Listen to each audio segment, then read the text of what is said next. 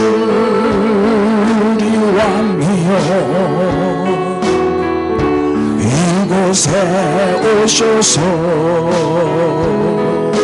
우리가 왕께 드리는 영광을 받아 주소서. 우리는 주님의 백성, 주님을 우리 왕이라. 왕이신 예수님 오셔서 좌정하사 다스리소서. 예수 우리 주시오 이곳에 오셔서 우리가 주께 드리는 찬양을 받아 주소서. 우리는 주님의 종들, 주님을 우리 주시라. 주 대신 예수님 오셔서 이 예배를 받아 주소서. 할렐루야. 이미 우리의 예배를 받고 계시는 줄 믿습니다. 벌써 이제 정전 70주년이 됐어요. 그래서 특집으로 북한 바로 알기, 우리 가장 가까운 우리 북한, 우리 너무 모르고 있는 것 같아요. 관심도 없고. 그래서 이제 북한에 대한 공부를 좀 하는데, 이거는 다 지난주에 다 설명했던 거니까 한번 보고 지나가시고 또 이것도 다 공부했죠. 넘어갑니다. 저는 공부를 시키면요 반드시 퀴즈 대회를 합니다. 그렇게 아시고 다음 주일날 이제 오후 예배 때 북한 알기 퀴즈 대회를 하려고 합니다. 주보에 다 이렇게 적어놨으니까 참고하시고 공부를 하십시오. 자, 이제 오늘 지난주 요까지 했죠. 지난주 통일이 되면은 저 유럽에까지 기차 타고 여행 갈 수 있다 그랬어요. 자, 오늘 이제 함경북도 청진시는 한반도에서 강수량이 제일 적은 곳이에요. 그럼 강수량이 제일 많은 곳은 어디일까요? 눈이라도 밝으세요. 거제도입니다. 거제도가 제일 비가 많이 오고 또 청진시가 제일 적게 온대요. 그리고 청진시는 북한에서 가장 큰 제철소가 있고 또 가장 큰 시장이 축구장 2배 크기의 시장이 있대. 그게 수남시장이에요. 그 다음에 이제 함흥시는 북한에서 3번째로 인구가 많은 큰 도시인데 최대의 비료 공장이 있고 건축 자재를 생산하는 기지가 거기 있고 유명한 게 뭐죠? 함흥냉면, 비빔냉면. 그 다음에 이제 강원도 원산시는 굉장히 자연 경관이 빼어나대요. 그래서 김정은이 별장도 거기에 있대요.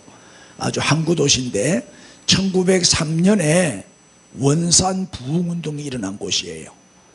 그래서 그 여파로 1907년 평양 대부흥운동이 일어난 거예요. 그래서 분단 이전까지만 해도 강원도에서 가장 기독교인이 많았던 곳이 원산이에요. 우리가 이제 통일이 되면 평양도 가봐야 되지만 원산도 꼭 가봐야 돼요. 역사가 있는 곳이에요. 그 다음에 이제 금강산은 1638m, 동서로 40km, 남북으로 60km 뻗어 있는 산인데 산봉우리만 몇 개? 12,000봉. 아주 아름다운. 이미 갔다 오신 분도 계시죠? 아무도 안 가봤어요? 통일되면 같이 놀러 가죠. 금강산 관광은 98년부터 2008년까지 10년 동안 193만여 명이 다녀왔대요. 근데 그 중에 우리는 아무도 못 가봤네. 갔다 왔어요. 이영자 권사님 다녀오셨구나. 예. 예. 다음에 갈 때는 가이드 하세요. 지금은 이제 중단되어 있는 상태고, 그 다음에 북한의 이제 지하 자원에 대한 설명을 좀 하면, 이 북한에 얼마나 지하 자원이 많으냐 하면 잠재적 가치가 4천조에서 8천조, 세계 10위.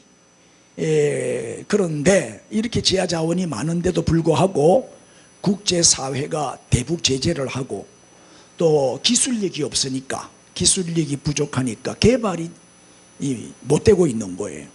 그래서 중국과 러시아가 이 엄청난 지하 자원을 그냥 아주 싼 가격에 그냥 뺏어가고 있어요. 그런 상황이에요. 무연탄이 45억 톤인데 340조 원, 갈탄이 160억 톤이 매장되어 있는데 1008조 원, 금이 2000톤이 매장되어 있는데 42조 원, 동은 290만 톤에 2조 원, 아연은 2110톤에 15조 원, 철이 50억 톤에 214조 원, 만간이 30만 톤인데 406억 원, 니켈이 3만 6천 톤이 매장되어 있는데 1조 2천억 원, 석회석이 1000톤 이상 매장되어 있고 1092조 원. 좀 놀래주세요. 놀랄만 하죠. 그 다음에 철광석은 세계 9위 규모인데 경제성이 제일 높은 광물이래요. 우리나라는 이 철광석의 90%를 수입에 의존하고 있는데, 만약에 통일이 돼가지고 북한에서 조달만 해주면 260년 동안 공급할 수 있는 양이래요. 그 다음에 석탄 매장량은 205억 톤 규모인데 연간 생산량이 1560만 톤으로서 1300년 동안 생산할 수 있대요. 그래 북한은 거의 석탄이 에너지원이죠. 또 최대의 수출품이고, 전 정권 때 우리도 북한에서 석탄 많이 수입해 왔잖아요. 그리고 우리나라는 석탄 생산량이 90만 톤밖에 안 돼요. 그런데 북한에 비하면 17.4분의 1밖에 안 된다 이 말이에요. 지하 자원이 우리에 비해서는 북한이 어마어마하게 많다는 거예요. 그 다음에 이제 니켈, 마그네사이트, 휘토류 알죠? 반도체 만드는 거. 이 매장량이 세계 최고 수준인데 기술력이 부족해가지고 이 채굴권을 중국과 러시아에 싼 가격으로 팔고 있다는 거예요.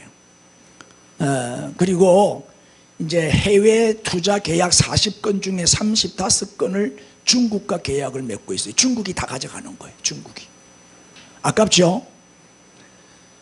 그 다음에 이제 남북 경제 협력을 하게 되면은 당장 통일이 안 되더라도 경제 협력만이라도 하게 되면은 2023년 금년부터 42년까지 56.2조 2천억 원을 딱 투자를 해가지고 10개 사업을 추진하게 되면 남한은 811조, 북한은 164조 원의 경제적 이익을 얻는 것으로 계산이 나왔어요. 이것만 해도 서로 그죠? 윈윈하는 거지. 다음에 개마고원은 백두산의 화산 폭발로 형성된 용암 고원지대죠. 가장 큰 고원지대인데 한반도의 지붕으로 불리는 곳이고, 높이는 제일 높은 데는 2000m가 넘어요. 1500m 평균. 그리고 거기는 사람이 살 수가 없으니까 천혜의 동물 서식지. 그리고 면적은 약 4만 제곱킬로미터. 어마어마하게 넓은 지역입니다. 자, 이제 북한에 대해서 이 정도 공부했는데, 만약에 통일이 되잖아요. 통일이 되면 좋은 점 10가지만 말씀드릴게요. 첫째는 읽어주세요. 왜 군대 안 가도 돼? 이제 뭐 전쟁이 없으니까요. 두 번째 읽어주세요. 북한으로 여행할 수 있어. 가까우니까 금방 갈 수 있잖아요. 또 세 번째는 직업이 많아지겠죠. 지하자원 어마어마한 그걸 개발을 하려면 또 얼마나 많은 일꾼이 필요해요. 그 다음에 기차 타고 유럽에까지도 갈 수 있어요. 그 다음에는 국방비가 줄어들겠죠. 지금 우리나라는 국방비 어마어마하게 들어가는데 그것만 안 들어가도 그 돈 갖고 경제 개발하면 얼마나 더 잘 살 수가 있겠어요. 그 다음에 이제 남북 통일되면은 한 8천만 가까이 되니까 독일처럼 강대국이 될 수 있는 거예요. 독일이 세계 4등이죠. 인구가 한 8천만 되거든요. 인구가 일단 많아야 돼요. 그 다음에 전쟁에 이제 불안감이 없어지죠. 예. 그리고 서로 어르렁거릴 것도 없고 싸울 것도 없고, 그죠. 군대도 많이 필요 없어요. 그 다음에 인구가 증가하고 또 영토는 넓어지게 되고 또 국가 신용 등급도 올라가게 돼요. 자, 북한에 대해서 이 정도 공부했으니까 내가 주보에 그 내용을 다 실어놨어요. 지난주 주보, 오늘 주보, 또 다음 주일 주보까지 한번 읽어보시고 북한 공부 다음 주 오후에 퀴즈 하겠습니다. 자, 이제 말씀을 봤는데 오늘은 제목이 뭐냐? 종말의 징조와 우리의 자세, 이런 제목입니다. 지금 우리가 사는 이 말세지말 마지막 때를 지금 우리가 살고 있는데 종말의 징조가 너무 많이 나타나고 있잖아요. 그래서 오늘 그 말씀을 좀 드리려고 합니다. 본문을 같이 읽겠습니다. 시작. 그날 환난 후에 즉시 해가 어두워지며 달이 빛을 내지 아니하며 별들이 하늘에서 떨어지며 하늘의 권능들이 흔들리리라. 그때에 인자의 징조가 하늘에서 보이겠고 그때에 땅의 모든 족속들이 통곡하며 그들이 인자가 구름을 타고 능력과 큰 영광으로 오는 것을 보리라. 그가 큰 나팔 소리와 함께 천사들을 보내리니 그들이 그의 택하신 자들을 하늘 이 끝에서 저 끝까지 사방에서 모으리라. 무화과 나무의 비유를 배우라. 그 가지가 연하여지고 잎사귀를 내면 여름이 가까운 줄을 아나니 이와 같이 너희도 이 모든 일을 보거든 인자가 가까이 곧 문 앞에 이른 줄 알라. 내가 진실로 너희에게 말하노니 이 세대가 지나가기 전에 일이 다 일어나리라. 천지는 없어질지언정 내 말은 없어지지 아니하리라. 그러나 그날과 그때는 아무도 모르나니 하늘의 천사들도 아들도 모르고 오직 아버지만 아시느니라. 아멘. 여러분, 종말이 빨리 왔으면 좋겠어요? 천천히 왔으면 좋겠어요? 빨리 왔으면 좋겠어요? 막 살기 싫은갑네. 너무 막 힘드니까 빨리 주님 오시면 좋겠다, 그런 분들도 의외로 많죠. 근데 대부분은 종말이 좀 늦을수록 좋다 그래요. 종말은 인정은 해요. 주님의 재림도 우리는 믿습니다. 그러나 그 종말이 오늘 오기를 바라는 사람은 거의 없죠. 아직 준비가 덜 돼가지고. 개인의 종말도 마찬가지예요. 언젠가는 우리 죽어요. 다 죽을 것이라는 사실은 인정하지만 오늘 내가 죽을지도 모른다는 사실은 아무도 안 믿어요. 그럼에도 불구하고 개인적인 종말, 우주적인 종말, 종말은 다가오고 있죠. 우리는 종말을 향하여 다가가고 있어요. 오늘 하루 더 살았다는 얘기는 뭐예요? 죽음이 하루 더 가까이 왔다, 그 말이잖아요. 우리가 인정을 하든 안 하든 믿든 안 믿든 우리는 종말을 향해서 가고 있는 거예요. 우리의 의사와는 아무런 상관없이 종말은 지금 우리 곁으로 다가오고 있어요. 어제도 많이 죽었어요. 물놀이 가서 물에 빠져 죽고, 또 교통사고로 죽고, 또 병에 걸려서 암으로 죽고, 이리저리 많은 사람들 죽었죠. 살아있다는 거 얼마나 감사해요. 하루 더 살게 해주셨으니 감사하죠. 여러분, 오늘이 내 인생의 마지막이 될 줄 누가 알았겠어요? 아니, 그냥 백화점에 쇼핑하러 갔다가 알지도 못하는 사람이 칼로 찔러가지고 죽네. 길거리에서 그냥 칼로 그냥 막 무조건 살해지요. 뭐요? 무차별, 묻지마 살인. 끔찍한 세상이에요. 그렇게 될 줄 어떻게 해요? 정말 마른 나라에 날벼락 맞은 거잖아요. 알 수 없어. 이게 남의 일이 아니라니까요. 그래서 우리는 종말에 대해서 항상 관심을 가지고 종말론적인 삶을 살아야 돼요. 오늘이 내 인생의 마지막 날이 될 수도 있다. 에? 그래서 종말의 징조가 뭔지, 그러면 종말을 사는 우리가 취해야 할 자세는 뭔지 오늘 말씀드리겠는데, 먼저 종말의 징조 요약해서 3가지만 말씀을 드릴게요. 첫째가 뭐예요? 자연계의 이변이에요. 이게 뭐예요? 저 미국 캘리포니아 데스밸리라고 죽음의 계곡이라는 곳이 있는데 자세히 보세요. 몇 도까지 올라갔어요? 보여요? 59도까지. 이번 폭염에 살인 폭염이죠. 살인 폭염. 그래서 사람들 많이 죽었어요. 너무 더워가지고 59도까지 올라갔어요. 우리는 지금 37도 8도 올라가도 여러분 못 살겠지요? 미치겠지요? 더워서 못 살겠지요? 40도도 안 돼. 우리는 많이 올라가야 뭐 강릉에 뭐 38도까지 올라가고 그 정도인데도 체감 온도는 50도 60도 되는 거예요. 체감 온도는. 그 아스팔트에 계란을 놔놨더니 익어버려. 계란이 얼마나 날씨가 뜨거운지. 이란도 50도가 넘었대 이번에. 그래가지고 맨홀 뚜껑에다가 맨홀 뚜껑에 냄비 얹어가지고 요리를 하는 거야. 라면도 끓이고 찌짐도 구워 먹고. 그 정도로 날씨가 뜨거워서 불볕이라 찜질방이 따로 없죠. 예, 우리 찜질방에 들어가면 20-30분 못 견디잖아요. 지금 그런 날씨라니까요. 이게 자연계의 이변입니다. 또 보세요. 한쪽에는 땅이 쩍쩍쩍쩍 갈라지는 가뭄이 왔어요. 그런데 또 한쪽에는 뭐예요? 비가 그냥 하늘이 열려가지고 얼마나 비가 많이 오는지 홍수가 나가지고, 그죠? 길에 이 허리만큼 물이 찼잖아요. 이게 자연계의 이변이다 이 말이에요. 한쪽에는 너무 가물고 한쪽에는 너무 또 비가 많이 오고, 공평하지가 못해.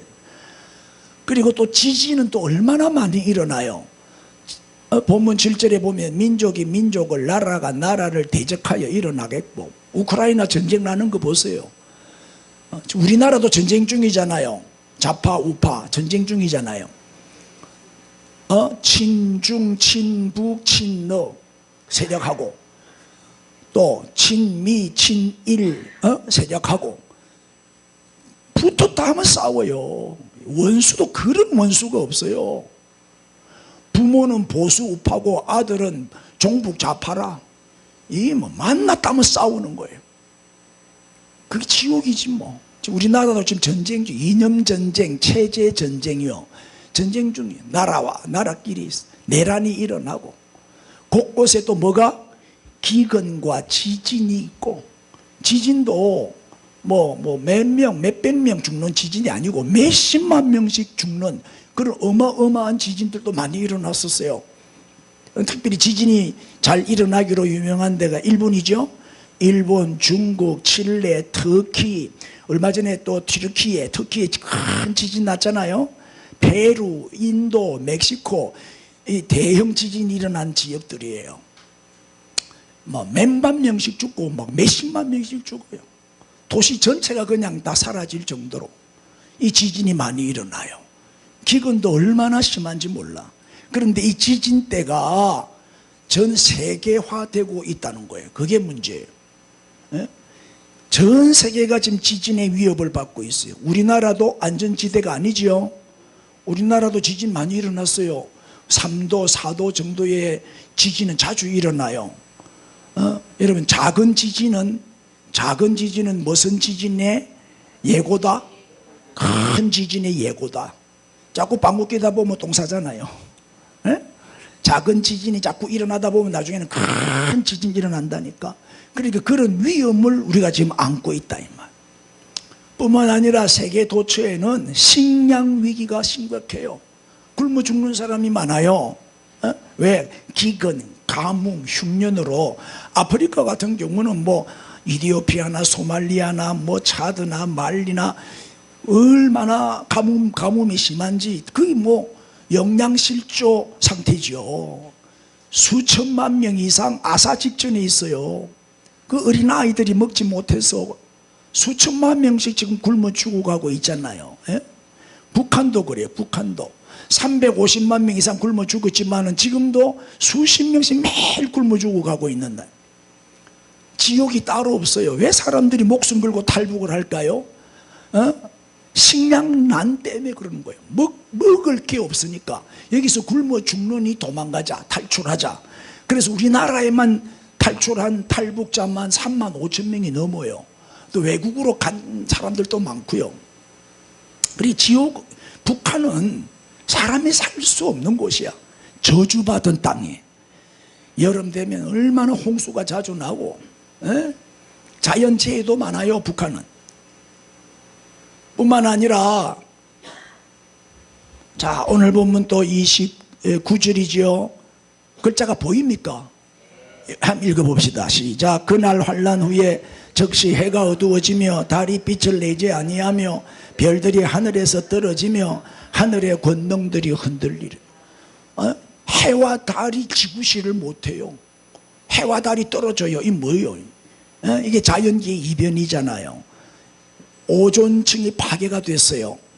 그래가지고 세계 도처에 기상이변이 막 일어나는데 지금 계속 지난 한 주간 폭염이 계속 됐잖아요. 앞으로도 이 폭염이 계속 더 이어질 거라 그래요. 또 미국 캘리포니아가 어디고 산불이 나가지고 우리 한반도 전체의 뭐 절반 정도의 산을 다 태워버렸대요. 그러니까 뭐 어마어마하게 좀 큰 산불이, 이 산불이 누가 불을 질러서 나는 게 아니에요. 워낙 뜨거운 이렇게 태양이 쬐니까 이 저절로 타버리는 거예요. 산이. 그 뜨거운 불에 산에 불이 붙어버려요. 막 온도가 50도씩 60도씩 올라가니까. 이런 끔찍한 일들이 일어나고 있어요. 또 한쪽에는 홍수나지, 한쪽에는 가뭄이지. 또 지구 온도가 뭐요? 급상승을 하고 있잖아요. 지금 이게 온난화 현상인데 빙하가 계속 녹아내리니까 지금 인도네시아 자카르타는요 물에 지금 잠기고 있어요. 자카르타가. 그래가지고 수도를 지금 옮겨요. 딴 데로. 자꾸 이제 침수가 돼버리니까 얼마 안 가면 자카르타 그 수도가 없어진대요. 이게 물이 자꾸 바닷물 수위가 자꾸 높아지니까. 그런 도시가 한두 군데가 아닐 거예요. 앞으로 계속 더 할 거예요. 또 공기 오염도도 심각하죠. 차단거리가 가시거리가 차단될 정도로 매연가스 오염이 심하다는 거예요. 먼지, 안개, 황사, 호흡이 곤란할 정도로 공기가 오염돼 있어요. 또 바다가 오염이 돼가지고 고기들이 살 수가 없대요. 캘리포니아 이번에 폭염 때문에요. 바다의 생물들이 거의 다 죽었대요. 너무 더워가지고. 물고기들이 다 떼죽음을 죽는다.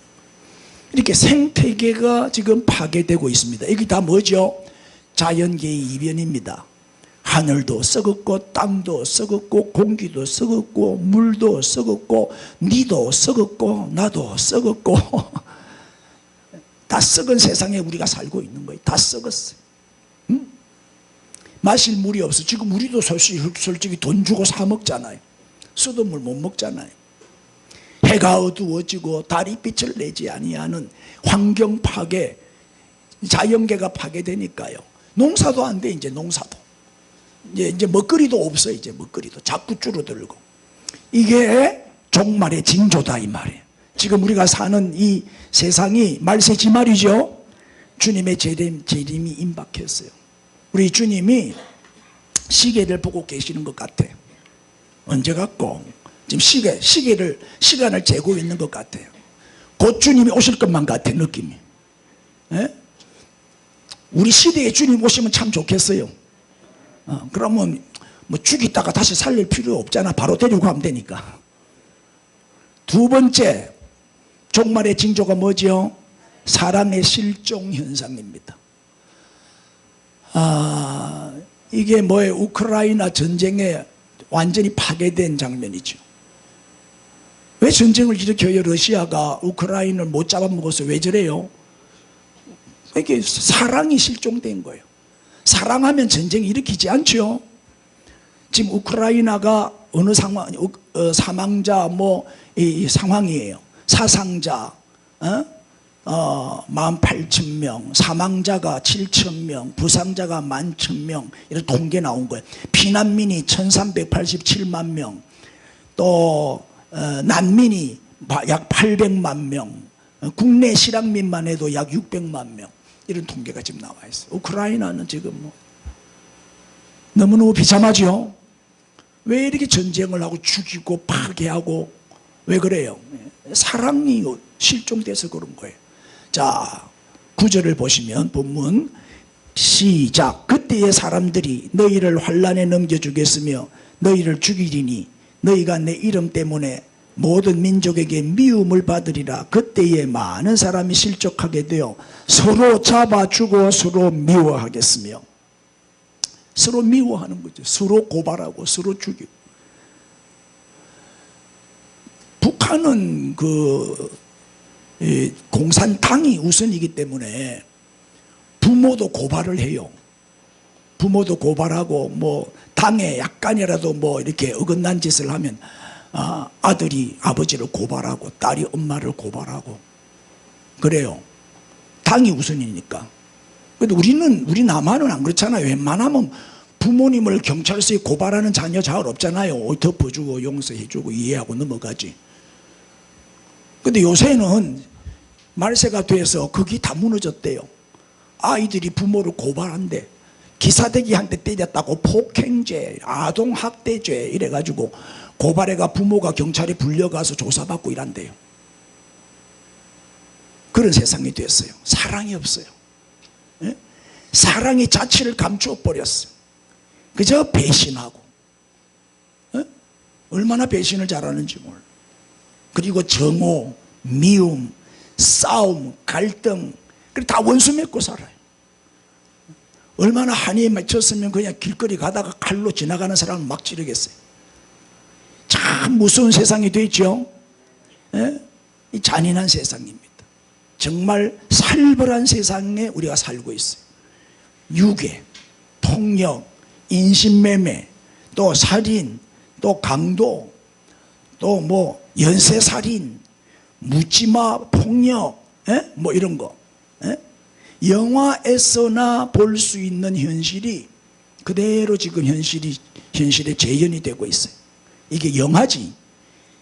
실제로 어떻게 이런 일이 일어날 수 있나 말이야. 이게 또 나는 영화 보는 줄 알았어.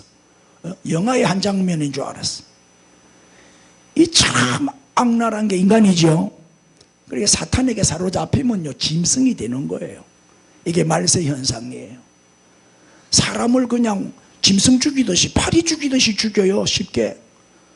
심지어 어떤 사람은 막 인육을 먹기도 하고 그러자. 옛날에 막가파, 막 지존파 이런 사람들은 인육을 먹기도 했어요. 그래 누가 제일 무서워요? 사람이 제일 무서워. 쳐다보고 네가 제일 무섭습니다. 시작. 사람이 제일 무서워요. 자, 가장 무서운 무기가 뭐냐 하면 이게 화학무기라는 거예요. 화학무기, 핵무기지요. 이 독가스로 한꺼번에 수많은 사람을 동시에 죽이잖아요. 이게 자꾸 개발되는데 이 화학무기는요 색깔도 없고 냄새도 없어요. 이 공기 중에 5,000분의 1만 섞여 있어도 그 공기를 마시면 죽는데요. 이게 무서운 살상무기죠.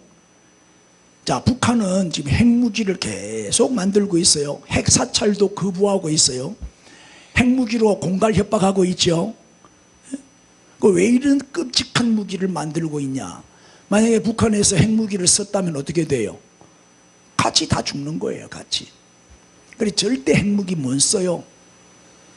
핵무기를 쓸 수가 없어요. 협박용으로 만들어 놓은 거지 그건 못 쓴다고요. 러시아도 지금 핵무기가 많이 있지만 우크라이나한테 그렇게 밀리면서도 핵무기는 못 쓰는 거예요. 핵무기 한 방 쏘면 당장 전쟁 끝낼 수 있죠. 일본도 원자폭탄 2방에 항복해버렸잖아요. 도시 전체 히로시마와 나가사키가 싹 다 날아가 버렸잖아요. 그만큼 무서운 게 핵폭탄이거든. 그 후유증은 이루 말할 수가 없고 지금까지도 그 후유증이 있잖아요. 예? 왜 이렇게 사람 죽이는 무기를 연구하는데 혈안이 돼 있냐? 왜 전쟁 준비에 이렇게 혈안이 되냐? 이 사랑이 실종됐기 때문에 그래요. 사랑이 없어요. 사랑 외치는 교회 안에도 보면 사랑이 없어요. 얼마나 메마르고 인정머리가 없는지 몰라요. 예? 한이 맺혀 있고 항상 뭐 복수하고 어떻게 하면 원수를 갚을까 늘 배루는 것만 같아. 한번 삐지면 주님 오실 때까지 화해를 할 줄 몰라요. 한번 삐지면 끝이라, 왼수라. 그냥 불신자도 소주 석 잔만 마시면 화해하는데, 이게 성령의 술을 마셔야 되는데 성령의 술을 못 마시니까 화해가 안 이루어지는 거야. 성령의 술 석 잔만 마셔보세요. 금방 화해가 이루어지지. 성도끼리 화목하고 사랑하라 그랬잖아요. 사랑이 없어요. 교인들이 얼마나 사랑이 없다는 걸 내가 뼈저리게 체험한 사람이잖아요. 에? 내 책임이 크지 뭐. 내가 잘못 가르쳐가지고. 아무리 사랑 외쳐도 사랑 안 해. 인간관계는 갈수록 냉랭해지고 이해타산이 더 앞서고 용서가 없어. 정말 윤리 도덕도 다 무너졌어요. 누구 좀 도와줍시다 하면 말이 많아. 사랑이 없어요. 사랑이 없어. 이게 말세 현상이에요. 예? 인정하십니까? 세 번째입니다. 시작. 선교의 가속화 현상입니다. 자, 오늘 본문 14절에 보면 시작. 이 천국 복음이 모든 민족에게 정언되기 위하여 온 세상에 전파되리니 그제야 끝이 오리라. 이거는 이제 어떻게 보면 긍정적인 징조인데, 여러분, 사람이 사는 곳이면 어디든지 복음이 전파될 것이다. 모든 족속에게 복음이 다 전파되고 나면 그제야 끝이 오리라. 주님이 오신다 이 말이에요. 주님은 언제 오시느냐? 세계 복음화가 이루어지고 난 다음에 오신다는 거예요. 지금 복음이 안 들어가는 데가 거의 없잖아요. 저 철의 장막이었던 동구권도, 저 공산권에도 복음의 문이 다 열렸죠. 에? 중국도, 베트남도, 북한도 지하 교인들 많아요. 목숨 걸고 믿음 지키고 예배 드리는 성도들이 많다고요. 회교권에도 지금 복음이 계속 들어가고 있죠. 점점 회교권에도 기독교가 복음화율이 높아지고 있어요. 선교의 문이 열렸어. 그래서 미전도 지역이 거의 없을 정도로 지금 엄청나게 세계 복음화가 이루어지고 있는데, 우리 스리랑카 형제들 오늘 몇 명 왔는데, 스리랑카 그 통계 보니까 우리 선교사님 보내준 그 자료를 보니까 불교가 70.2%인데 기독교가 7.4%나 돼요. 스리랑카도. 우리 진주는 2.2%라 그래요. 2.2%. 그러니까 스리랑카가 우리 진주에 선교사를 보내야 돼요. 우리가 선교지란 말이에요. 우리가 이 서부 경남이 선교지요.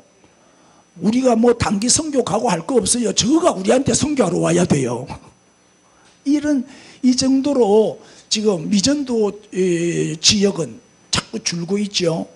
스리랑카만 해도 미전도 지역이 아니에요. 이제 7.4%나 되니까 복음화율이 5% 이내, 5% 이내를 미전도 지역으로 보거든요. 지도 한번 봅시다. 요게 이제 그 미전도 종족 선교 지도인데, 저 주황색, 진한 주황색이 제일 미전도 지역이고, 그 다음에 노란색은 좀 덜하고, 초록색은 다 복음화가 된 지역이에요. 초록색은 기독교 복음화가 많이 된 지역이고, 주황색하고 노란색 지역이 이제 복음이 덜 된 미전도 지역이에요. 그러니까 이제 얼마 안 남았죠. 주님 재림의 전제 조건이 뭐다? 세계복음화다 말이에요. 세계복음화. 그 요새는 이제 뭐 백투 예루살렘 운동도 일어나잖아요. 예루살렘이 복음화되면, 예루살렘에 복음이 들어가면 주님 오신다. 왜냐하면 예루살렘에서 시작된 복음이니까.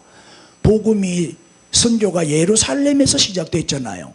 그래서 서쪽으로 해서 지구를 한 바퀴 뺑 돌아가지고 한국을 거쳐, 중국을 거쳐, 인도를 거쳐 이제 중앙아시아로 거쳐서 이제 예루살렘에까지 복음이 들어가면, 다시 말하면 저 유대인들이 회개하고 주께로 돌아오면 그때가 바로 땅끝이고 주님이 재림하실 때다. 이제 이렇게 많은 분들이 이제 말하고 있잖아요.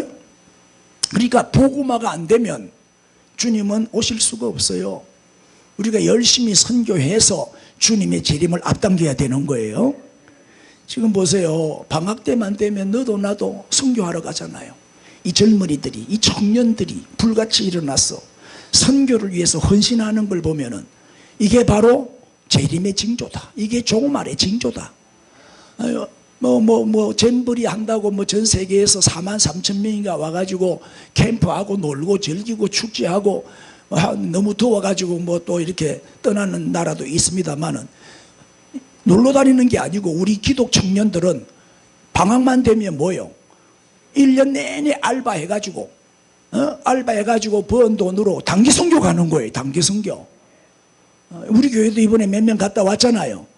그 많은 돈을 들여서 단기 선교 가서 거기 가서 열심히 복음 전하고 기도하고 땅 밟기 하고 그렇게 오잖아요. 이게 한둘이가 아니거든요. 막 선교 단체에서 불같이 일어나고 막 선교 붐이 일어나고 너도 나도 선교를 위해서 헌신하는 걸 보면 이게 종말의 징조고 주님의 재림이 다 돼가는구나. 종말이 가까이 오면 올수록 선교의 가속화 현상이 일어난다 이 말이에요. 대표적인 세 가지. 자, 종말의 징조 세 가지를 말씀드렸어요. 첫째가 뭐였지요? 자연계의 이변. 너무 춥고 너무 덥고 너무 가물고 너무 홍수나고 자연계가 이상해요. 온난화 현상이 심각해요. 그 다음에 이제 두 번째는 뭐죠? 사랑의 실존. 사랑이 없어. 메말라. 미움이 가득한, 증오가 가득한 세상이 되고 있어요. 세 번째는 뭐예요? 선교의 가속화 현상이 일어나고 있어요. 주님의 재림이 지금 가까이 다가오고 있다는 증거란 말이에요. 자, 그러면 이제 우리는 이 종말의 징조를 보면서 어떻게 살아야 되느냐, 어떠한 자세를 가져야 되느냐. 자, 또 몇 가지 말씀드리면, 첫째, 시작. 깨어 있어야 돼요. 시작. 그러므로 깨어 있으라. 어느 날에 너희 주가 임할는지 너희가 알지 못함이니라. 여러분, 열처녀 비유 다 아시죠? 열처녀 비유. 이게 뭐예요? 기름. 그러니까 신랑은 예수님을 의미하죠. 여기 열처녀는 우리 성도를 의미해요. 기름 준비를 한 5처녀는 신랑을 영접했고, 기름 준비를 못한 5처녀는 쫓겨나고 말았죠. 그러니까 우리는 기름 준비를 항상 하고 있어야 돼요. 이게 뭐예요? 깨어있는 거예요. 영적으로 깨어있는 거예요. 자, 세상 쾌락에, 세상 지식에, 세상 물질에, 세상 향락에 취해서 잠을 자고 있는 자는 주님을 영접할 수 없어요. 세상의 잠에서 깨어 일어나야 됩니다. 네, 돈만 생기면 놀러 다닐 생각하고 여행이나 다닐 생각하고, 그 세상에 취한 사람이에요. 돈만 생기면 선교할 생각하고, 돈만 생기면 헌금할 생각하고, 바로 아무도 안 하는 거 봐. 돈만 생기면 도와주고 베풀고 주의 선한 일에 힘쓰려고 말이야. 애국운동도 하고. 이래야지. 돈만 생기면 뭘 살까, 뭐 어디 놀러 갈까, 뭘 맛있는 걸 먹을까, 60만을 위해서 살아요. 그 영적으로 잠에 취한 사람이요, 그 사람이. 이제 그만 자고 일어납시다. 이제 잠든 영을 깨워야 돼요. 그러니까 정신 바짝 차려야 돼. 항상 기름 준비하고 깨어 있어야 돼. 그래서 주님 맞을 준비하는 지혜로운 5처녀가 되기를 바랍니다.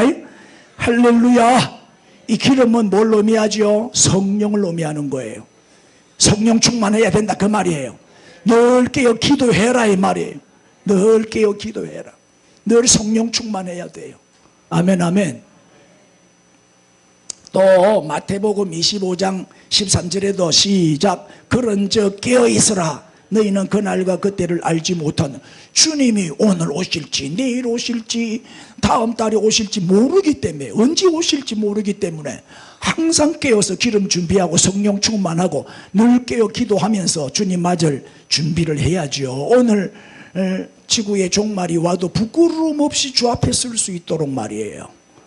아멘. 죽음이 온다면 어떻게 할 거예요? 오늘 나에게 죽음이 온다면 잠깐만 이럴 거예요. 할렐루야 하고 죽음을 맞이할 수 있어야죠. 두 번째입니다. 시작. 끝까지 견디라. 끝까지 견디라. 13절이죠. 시작. 그러나 끝까지 견디는 자는 구원을 얻으리라. 자, 끝까지 버티고 끝까지 인내하고 끝까지 참고 끝까지 믿음을 지키고 견뎌야 되는데 내 힘으로 안 돼요. 그게 내 노력으로 되는 게 아니에요. 말씀으로만 견딜 수가 있어요. 말씀으로만 버틸 수가 있어요. 그래서 우리의 신앙의 뿌리를 어디에다가 박아라? 말씀에다가 깊이 뿌리를 내려라. 말씀의 뿌리를 내리지 못하면요, 뿌리가 약한 나무는 뽑혀버려요.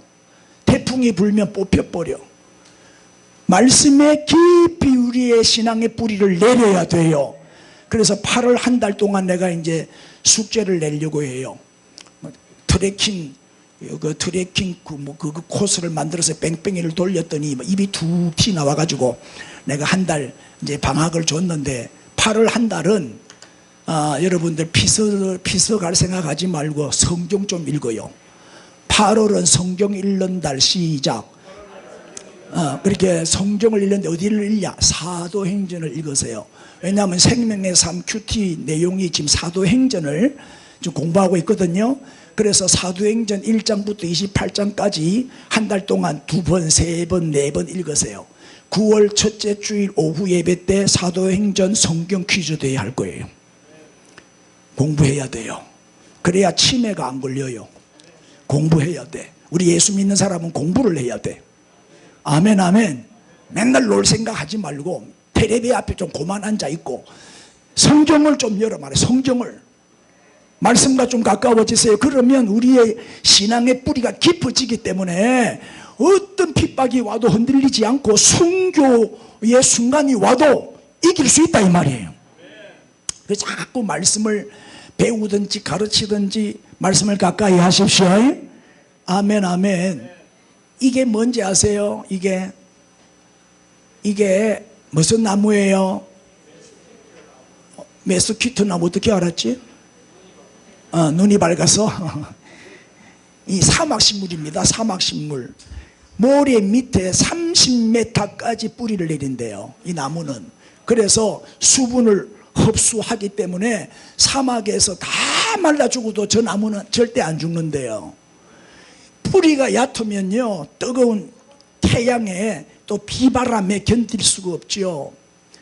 믿음이 약한 사람은, 말씀이 약한 사람은요, 세상의 온갖 바람과 유혹의 광풍이 불면 그냥 넘어져요. 그래서 우리는 말씀의 뿌리를 깊이 내려야 되는 거예요. 내면의 뿌리가 깊어야 됩니다. 할렐루야. 그럴 때 영적 근육을 강화시켜 가지고 건강해져야 돼요. 그래야 이길 수 있습니다. 그래서 끝까지 견디기 위해서는 말씀의 뿌리를 내려라. 할렐루야. 말씀의 뿌리 깊이 내리세요. 세 번째 시작. 맡은 일에 충성해야 됩니다. 요한계시록 2장 10절이지요. 너는 장차 받을 고난을 두려워하지 말라. 볼지어다 마귀가 장차 너희 가운데에서 몇 사람을 옥에 던져 시험을 받게 하리니 너희는 10일 동안 환난을 받으리라. 그 다음에 시작. 네가 죽도록 충성하라. 그래야 하면 내가 생명의 관을 내게 주리라. 충성입니다. 여러분, 심판의 기준은 충성이라니까요. 충성하면 뭘 주리라? 생명의 면류관. 충성 안 하면 개털모자.